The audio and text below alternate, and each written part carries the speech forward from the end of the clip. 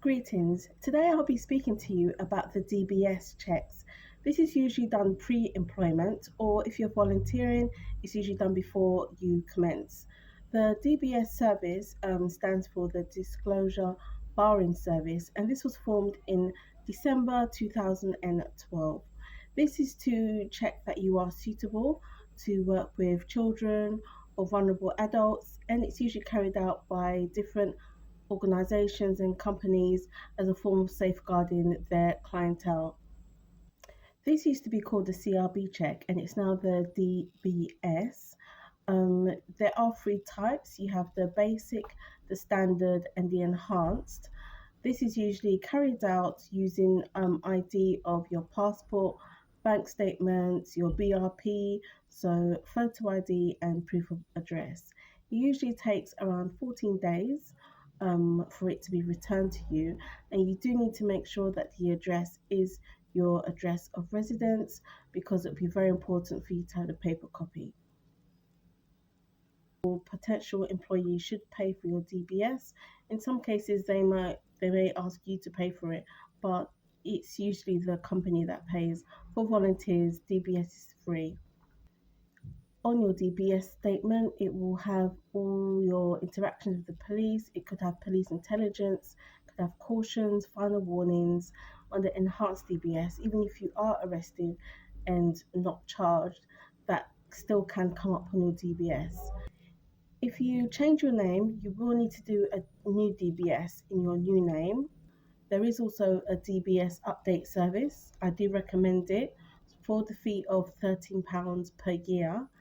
Your DBS is available to be seen online through sharing a code with the relevant organisation.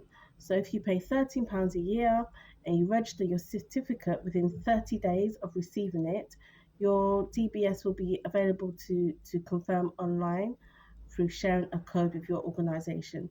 So it wouldn't be a matter of anybody being able to see your DBS. You'd have to give permission and share a code. A DBS can only be run if you have given permission. You need to give consent for somebody to apply for a DBS check on you. Your DBS is valid for 3 years, although depending on the company you're working with, they may want to do another DBS check a lot sooner, maybe perhaps between 6 months to 2 years, but it is valid for 3. But obviously, again, depending on your company policy, they may want to renew it every so often. If you haven't received your DBS certificate within 14 days of application, you can go online, create an account, find out if it has been issued. If not, you can request a reprint. So you can request another copy, but usually if it's just taking a bit longer than they've advised, then they can just send out another copy for you. If you do know that you may have some discrepancies or past discrepancies on your DBS, it's always best to be honest. And in the form in the form for your employment, just be honest and declare anything that may be on there. I would say honesty is the best policy. There can be times where people have refused to hire someone not because of what was on their DBS, but because of the fact that they lied about what was on there.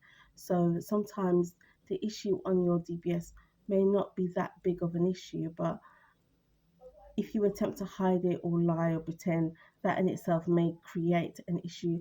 There are employers that are willing to overlook certain discrepancies as long as the people you'll be working with, whether they're vulnerable or children, will not come to harm.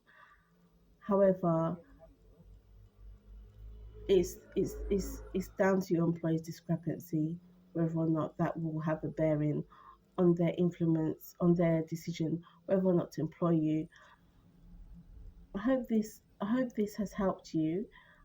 As I said before, I do stress sometimes it's best just to declare what the discrepancy is um, and be honest in your employment forms, as by covering up and pretending and lying, that could be the greater issue rather than whatever it is that was on your DBS. I hope this has helped you. I hope that it's further explained what your DBS is for, and I would ask you to like the video, comment, and subscribe to my channel. Thank you.